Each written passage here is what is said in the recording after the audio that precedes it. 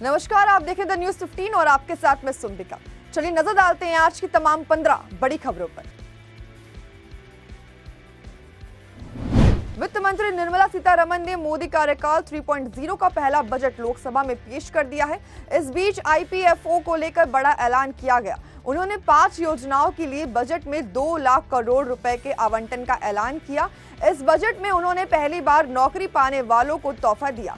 सीतारमण ने कहा कि संगठित क्षेत्र में पहली बार नौकरी की शुरुआत करने वालों को 1 महीने का वेतन दिया जाएगा। यह वेतन डायरेक्ट बेनिफिट ट्रांसफर के जरिए 3 किस्तों में जारी किया जाएगा। राहुल गांधी और टीएमसी सांसद कल्याण बनर्जी ने बजट को कुर्सी बचाओ और कॉपी पेस्ट बजट कहा है। राहुल गांधी ने दावा किया कि यह बजट सहयोगियों, मित्रों को खुश करने के लिए है और आम भारतीयों को इससे कोई राहत नहीं है। राहुल गांधी ने यह भी कहा कि बजट कांग्रेस घोषणा पत्र और पिछले बजट का मिलाजुला रूप है। समाजवादी पार्टी के अध्यक्ष अखिलेश यादव ने मोदी सरकार के बजट को नाउमीदी का पुलिंदा बताते हुए शायराना अंदाज में निशाना साधा। कांग्रेस प्रवक्ता पवन खेड़ा ने मोदी सरकार को कॉपी पेस्ट सरकार करार दिया है। बजट पेश होने के बाद प्रधानमंत्री नरेंद्र मोदी ने कहा कि आज का बजट नए अवसर, नई ऊर्जा लेकर आया है। ये ढेर सारे नए रोजगार, स्वरोजगार के अवसर लेकर आया है। ये बेहतर ग्रोथ और ब्राइट फ्यूचर को लेकर आया है। उन्होंने दावा किया कि आज का बजट भारत को दुनिया की तीसरी सबसे बड़ी आर्थिक ताकत बनाने में काम करेगा। नरेंद्र मोदी ने आगे कहा कि इस बजट से शिक्षा और स्कूल को नई स्केल मिलेगी। ये मिडिल क्लास को नई ताकत देने वाला बजट है। ये जनजातीय समाज, दलितों और पिछड़ों को सशक्त करने की मजबूत योजनाओं के साथ आया है। इस बजट से महिलाओं की आर्थिक भागीदारी सुनिश्चित करने में मदद मिलेगी। वित्त मंत्री निर्मला सीतारमण ने लोकसभा में बजट में किसानों के लिए बड़ी घोषणा की है। इस बजट में खेती किसान से जुड़ी योजनाओं को कार्यों के लिए 1.52 लाख करोड़ रुपए का खर्चा का ऐलान किया है। इससे पहले अंतरिम बजट में वित्त मंत्री ने कृषि के लिए 1.47 लाख करोड़ रुपए का बजट रखा था। वित्त मंत्री ने बजट पेश करते हुए कहा कि कृषि के उत्पादन और उत्पादकता और लचीलापन लाने पर जोर है। फसलों की नई किस्मों को जारी करने में मदद की जाएगी।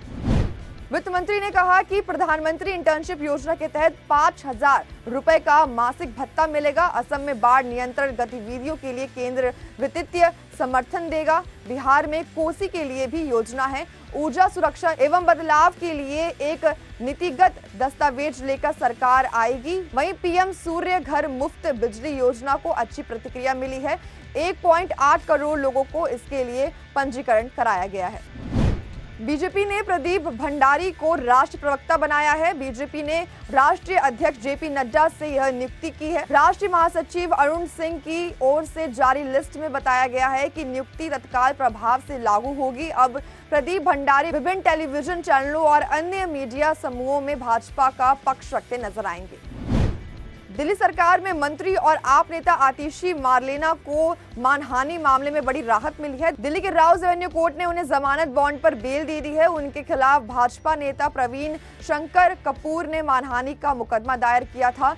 इसी सिलसिले में कोर्ट ने उन्हें तलब किया था। मंगलवार को यह राउज एवेन्यू कोर्ट में पेश हुई, जिसके बाद कोर्ट ने उन्हें बेल दे दी। नीट यूजी मामले में 40 से ज्यादा याचिकाओं पर चल रही सुनवाई पूरी हो गई है। सुप्रीम कोर्ट ने आज भी मामले पर फैसला सुरक्षित रखा है। सुनवाई के दौरान सीजेआई ने कहा कि यह सच है कि पेपर लीक हुआ है, इस पर कोई विवाद नहीं है। बिहार के सहरसा जिले में आयोजित बीपीएससी TRE 3 की परीक्षा के दौरान पुलिस ने 5 मुन्ना भाइयों को पकड़ा है, जो फर्जी परीक्षार्थी बनकर किसी दूसरे की जगह एग्जाम दे रहे थे। इन सभी की गिरफ्तारी अलग अलग परीक्षा केंद्रों से हुई है। परीक्षा केंद्र पर ड्यूटी पर तैनात कर्मियों ने जांच की तो पता चला कि ये सभी दूसरे की जगह परीक्षा दे रहे हैं। तुरंत ही इसकी सूचना स्थानीय पुलिस को दी गई।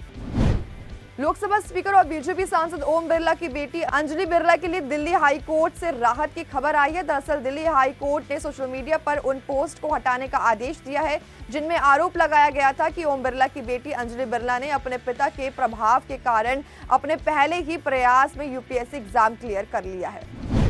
बजट के दिन आज का कारोबार खत्म होने पर बीएसई सेंसेक्स 73 अंकों की गिरावट के साथ 80,429 अंकों पर बंद हुआ, जबकि नेशनल स्टॉक एक्सचेंज का निफ्टी 30 अंकों की गिरावटों के साथ 24,479 अंकों पर क्लोज हुआ। बाजार में गिरावट के चलते आज निवेशकों को कुल 1.82 लाख करोड़ रुपए का नुकसान हुआ।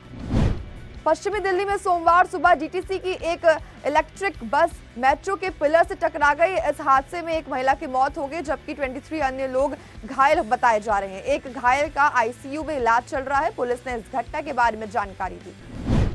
इमरान खान और उनकी पत्नी बुशरा बीबी ने इस्लामाबाद उच्च न्यायालय का दरवाजा खटखटाया है। दोनों ने कोर्ट से जेल में उच्च स्तरीय सुविधाएं उपलब्ध कराने का अनुरोध किया। मीडिया से बातचीत में बुशरा बीबी ने कहा कि उनकी जान को भी खतरा है। बुशरा ने भोजन में टॉयलेट क्लीनर मिलाए जाने के दावे और अधिकारियों के खिलाफ उनके आरोपों के बारे में एक सवाल के जवाब में कहा कि इसका प्रूफ नहीं है, लेकिन दावा सच है।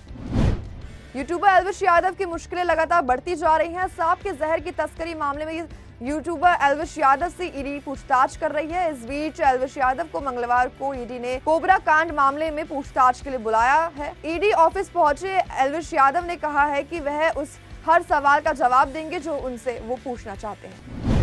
मोदी सरकार के तीसरे कार्यकाल के सीतारमण द्वारा पेश किए गए केंद्रीय बजट में खेल मंत्रालय के लिए 3,442 करोड़ रुपए मंजूरी दे दी गई है, जिसमें खेलो इंडिया के लिए 900 करोड़ रुपए आवंटित किए गए। ये रकम पिछले वित्त वर्ष के दौरान 880 करोड़ रुपए के संशोधित आवंटन से 20 करोड़ रुपए ज्यादा है। इस साल 26 जुलाई से 11 अगस्त तक पेरिस ओलंपिक होंगे। तो हमारी आज की इस खबर में बस इतना ही। देखते रहिए द न्यूज़ 15। वीडियो को लाइक, चैनल को सब्सक्राइब करना बिल्कुल ना भूलें।